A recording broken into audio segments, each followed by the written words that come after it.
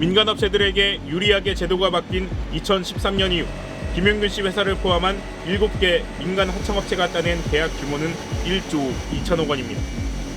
스트레이트가 입수한 김용균 씨 회사의 지난 2015년 태안화력발전소 입찰 내역서입니다. 낙찰받은 용역가는 206억 원. 이 가운데 김용균 씨 같은 초급 기술자에게 한 달에 418만 원을 줄 거라고 돼 있습니다. 하지만 김용균 씨가 실제 받은 돈은 200만 원 남짓. 입찰 때 적어낸 금액의 절반밖에 되지 않습니다. 저희는 보통 그냥 기준 평균에 200 정도, 200 위아래로 왔다 갔다 해요. 입사에도 뭐 그런 걸 막 자세하게 설명해 주는 거 그런 것도 아니고 그런 지식에 전혀 몰랐어요, 저희는. 그러면 그냥 주는 대로 받는? 예. 위험한 설비가 24시간 돌아가서 언제든 큰 사고가 날 가능성이 높은 곳이지만 안전관리비는 용역비 중 1.97%, 연구개발비도 0.68%에 불과합니다. 제가 보기엔 그 인력 파견 업체? 민간 정비사 같은 경우는 대부분을 자기들 이익으로 가져가니까 자기 자체 내 그 직원들한테 교육 투자 같은 건 별로 안 하고. 김용균 씨 회사가 2014년부터 4년간 거둬들인 순이익은 283억 원. 안전관리와 기술 개발은 신용만 하고 인건비를 깎아서 이익으로 챙겨가는 겁니다. 실제로 설계치가 440만 원이라면 용균이가 받던 200만 원밖에 안 되니까 240만 원을 다 회사에서 먹어가는 거야. 물론 민간 하청업체들과 이 돈을 나눠 갖는 것, 이른바 발피아, 즉 발전사 마피아들.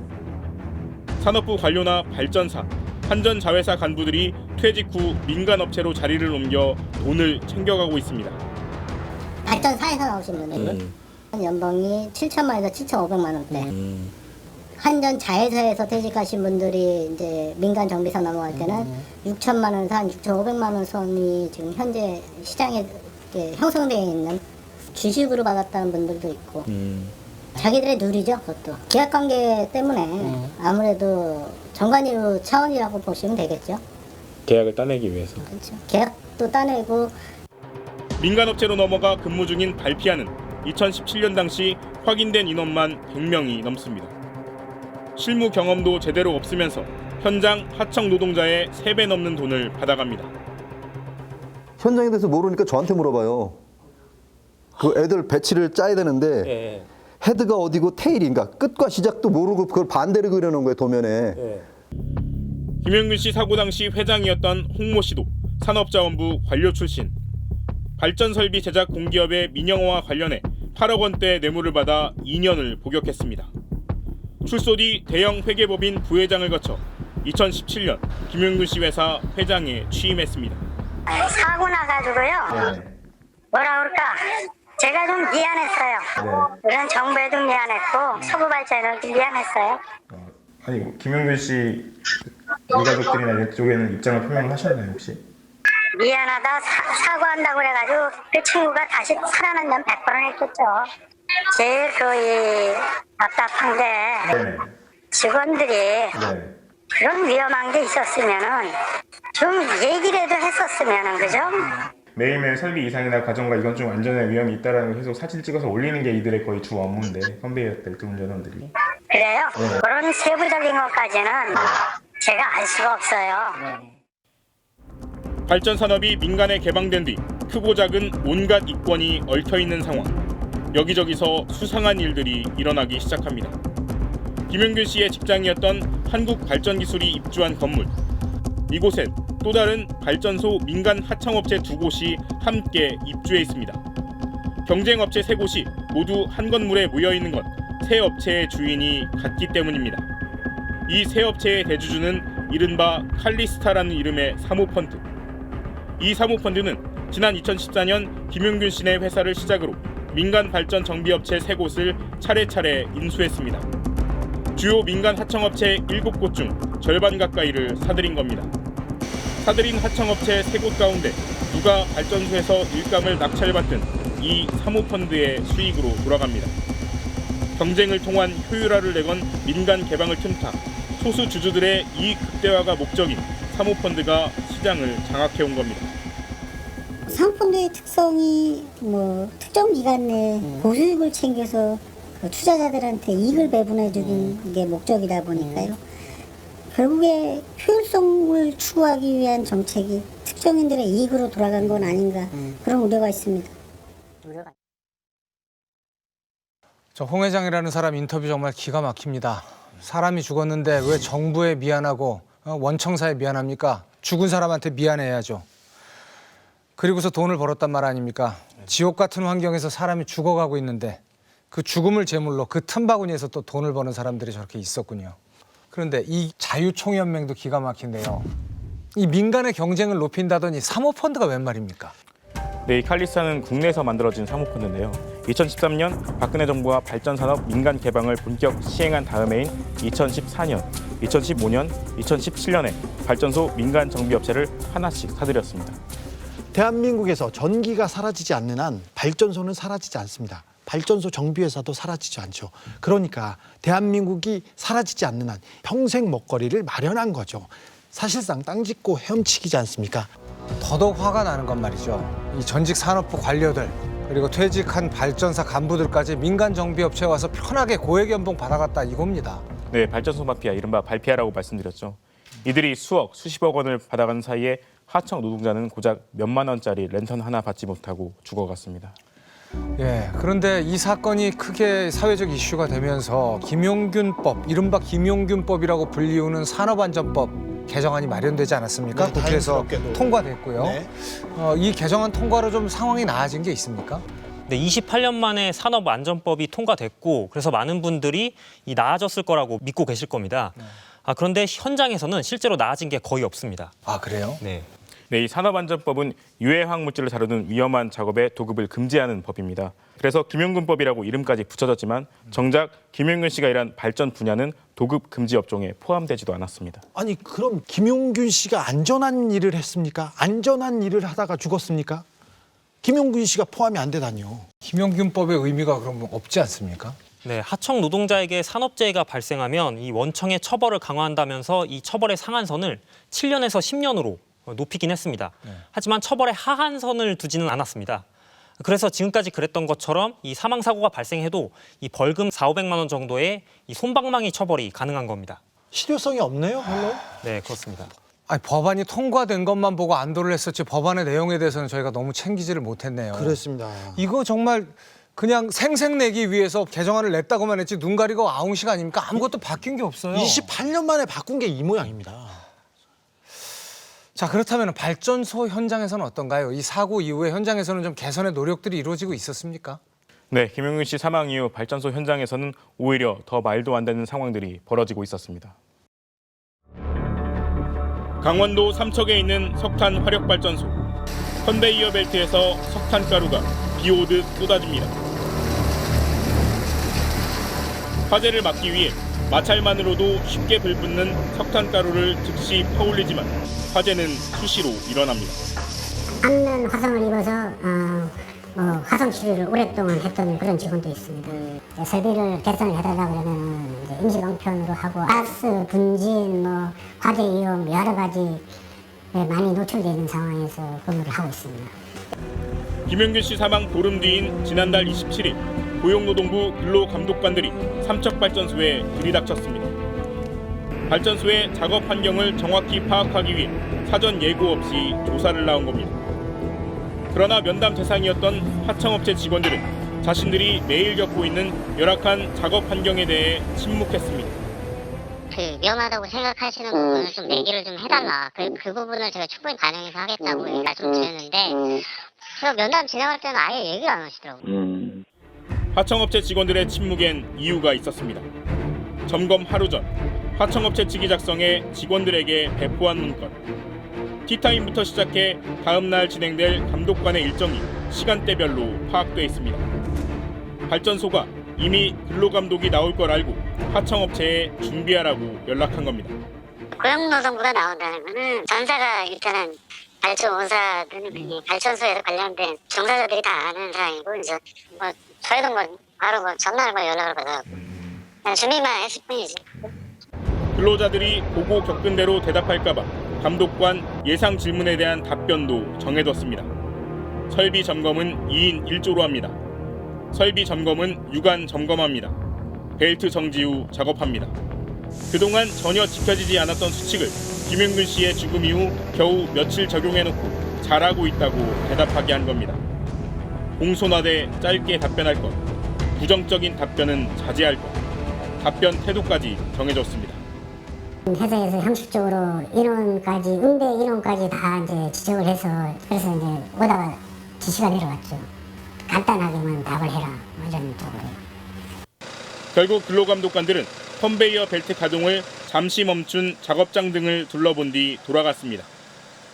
당연히 뭐 안 돌아가는 기계고 그 기계가 돌아가면서 어떤 소음이나 어떤 그 문제점이 있는지 확인을 못했겠죠. 그러다 참 저희들이 봐서는 어처구니가 없죠. 이보다 앞선 12월 21일에 이해찬 민주당 당대표가 김용균 씨가 숨졌던 태안 화력발전소를 방문했습니다. 그 전날 하청업체 직원들은 시커먼 일터와 설비를 대대적으로 물청소했습니다. 이렇게 이해찬 대표가 오신다고 해서 청소하는 장면입니다. 있는 그대로 보여주려고 했었는데 상부에서 지시가 내려오면서 다 물청소 깨끗하게 해놔라. 그래서 아마 거의 전 라인을 다 이런 식으로 물청소를 해놨을 겁니다. 원청에서가 지시를 한 거죠 거의. 그렇게 시스템이 돌아가고 있습니다. 동료가 다치든 죽든 작업장은 외부 인사가 올 땐 늘 깨끗하게 치워졌고 현실은 은폐됐습니다. 아니 근데 모든 손님 오면 다 그래요. 이렇게 시켜요. 감사만 와도 안 된다는 것만 온다고 해도 노동부에서 온다고만 해도 이렇게 하니까 노동부에서 와서 근로감 조사를 하게 되면 이런 식으로 하고 조사를 하게 되면 아무것도 못 하잖아요. 김용균 씨 사망 이후에도 발전사들의 땜질식 처방에 하청업체 직원들은 또 다른 고통을 받게 됐습니다. 2인 1조 규정을 지키라는 지시가 내려오자 인력 충원은 하지도 않고 컨베이어 벨트 2km 정도를 한 명이 점검하던 것 두 구간을 합쳐 4km짜리 한 구간으로 만들어 어거지로 2인 1조를 맞췄습니다. 작업 구간이 2배로 늘어 어쩔 수 없이 순찰 횟수를 줄이다 보니 설비 점검도 제대로 이루어지지 않습니다. 옆에 포지션 직원 코스까지 같이 순찰을 해야 되니까 업무량이 2배가 된 거죠. 5번 정도 순찰을 돌았어요, 예전에는. 예, 혼자 돌 땐 5번 정도 돌았었는데 지금 이거 2인 1조 하면서 업무량이 너무 많아져서 3회로 줄였다가 지금은 2회로 줄였어요, 순찰을. 그렇게 끔찍한 사고가 있었는데도 현장은 바뀐 게 없네요. 오히려 더 끔찍한 현장이 된 것 같습니다. 게다가 물청소라니요. 자기 동료가 죽은 자리를 높은 사람이 온다는 이유로 물청소를 시킨단 말입니까? 끔찍하네요. 반성해야죠. 죽음으로부터 배워야죠. 하나라도 고치고 바꿔야죠. 그런데 이게 뭡니까? 지금 당장 사고가 난다고 해도 이상할 게 하나도 없습니다. 네, 지금의 하청 구조에서는 바꿀 수 있는 게 거의 없다. 그러니까 직접 고용만이 이 문제를 해결할 수 있다고 이 노동자들은 줄기차게 호소하고 있습니다. 네, 지난 2016년 구의역에서 일어났던 이른바 구의역 김군 사망 사건 기억하시죠? 네, 기억해요. 그런데 김군 사건하고 김용균 씨 사건이 너무나 판박이어서 가슴이 더 아팠습니다. 김군도 2인 1조로 작업을 해야 되는데 혼자서 스크린도어 작업장에 나갔다가 열차에 치여 숨졌지 않습니까? 네, 이 구의역 김군 사고 후에 하청업체 실상이 적나라하게 드러났습니다. 스크린도어 수리를 하던 하청업체 노동자들은 그래서 그해 9월 서울교통공사에 직접 고용됐습니다. 네, 그 후 어떤 변화가 있었는지 현장을 직접 다녀왔는데요. 현장에서는 항상 2인 1조 작업 원칙이 지켜지고 있었습니다. 또 안전 장비도 충분히 지급되고 있었고요. 그런데 가장 결정적이고 큰 변화는 이 노동자들이 위험할 때 위험하다고 말할 수 있는 어찌 보면 당연한 권리가 이제야 생겼다는 겁니다. 상황이 많이 좋아진 그 상황이죠. 그때 당시라고 비교를 하면 엄청 좋아진 거죠. 위험하면 일단은 당장 작업을 안 해도 된다. 그리고 거부를 할 수 있다. 과거에 그 하청업체에 있을 땐 그런 상상도 못 하셨나요? 상상도 못했죠. 실제로 직접 고용 이후에는 사망 사고가 한 건도 발생하지 않았습니다. 네, 더 놀라운 건 이들이 정규직으로 직접 고용되면서 스크린도어 고장 건수가 약 2만 건 정도에서 3,500건 정도로 5분의 1 수준으로 획기적으로 줄어들었습니다. 인력이 충분히 충원되고 또 신분도 안정되다 보니까 이 고장에 대해 연구하고 미리 점검하는 이 사전 점검 시간이 늘면서 이 고장 자체가 줄어든 겁니다. 그러니까 안전한 환경에서 정비를 할 수 있고 그에 따라서 고장도 줄어들고 또 시민들의 편의도 증가했다는 얘기 아닙니까?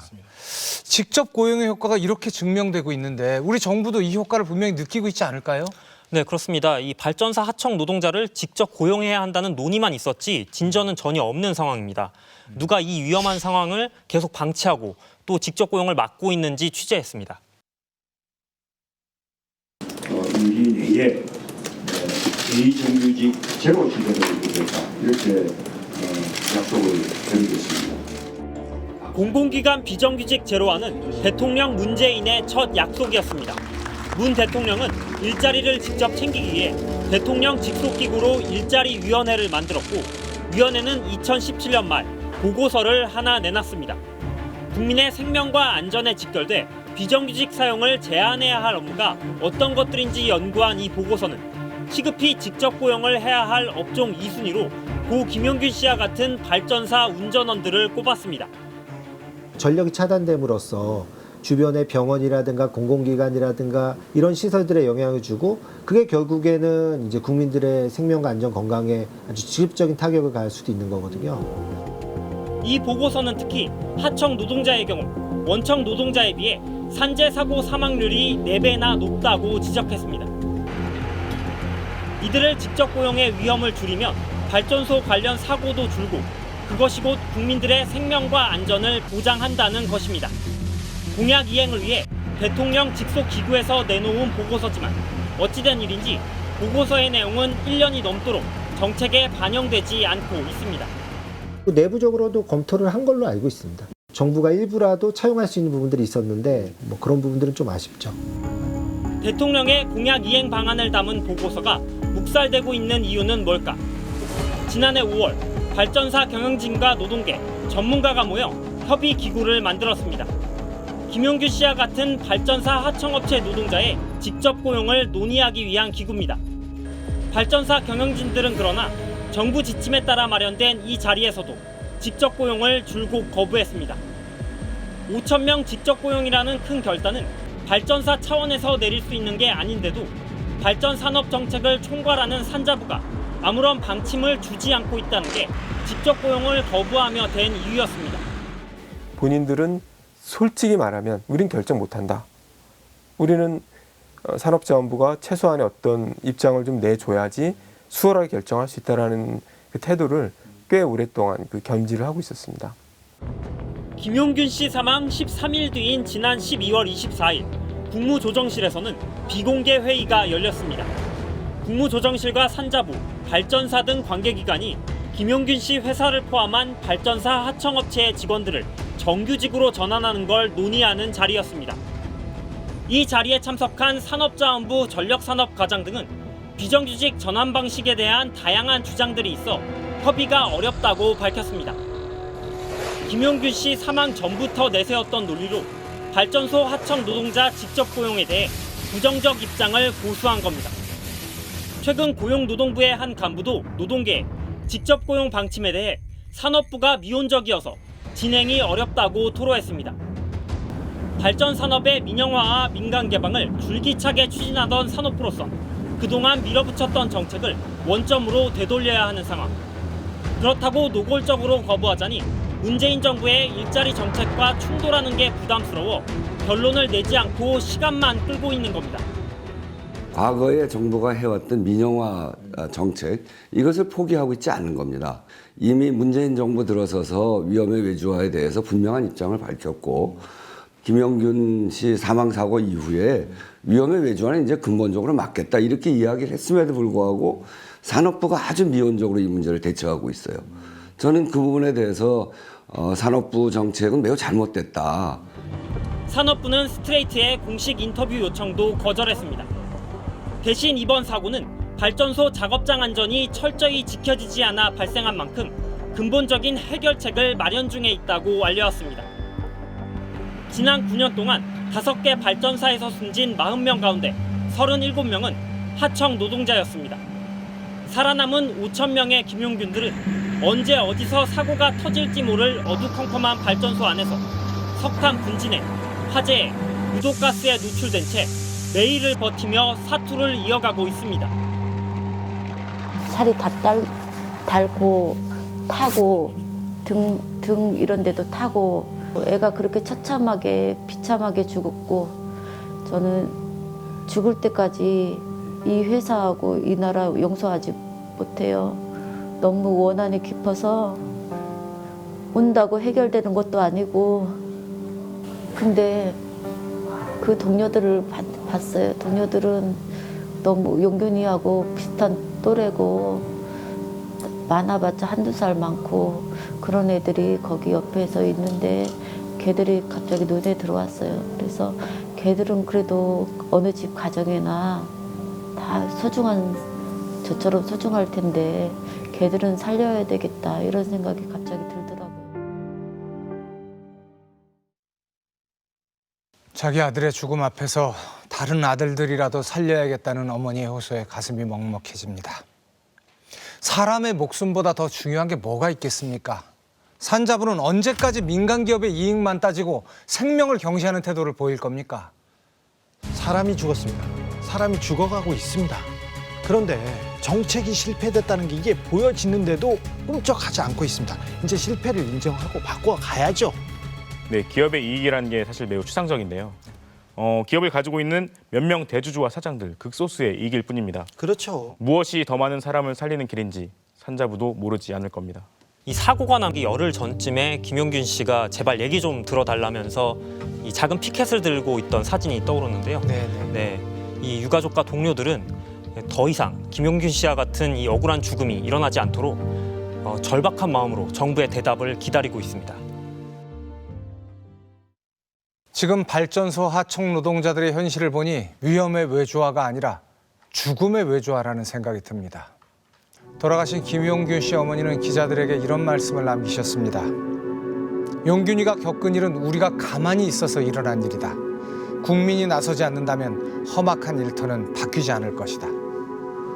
김용균 씨 죽음이 남긴 수많은 숙제들, 그리고 살아남은 수많은 김용균들을 죽음으로부터 구해내는 일, 이제는 더 이상 미룰 수 없습니다.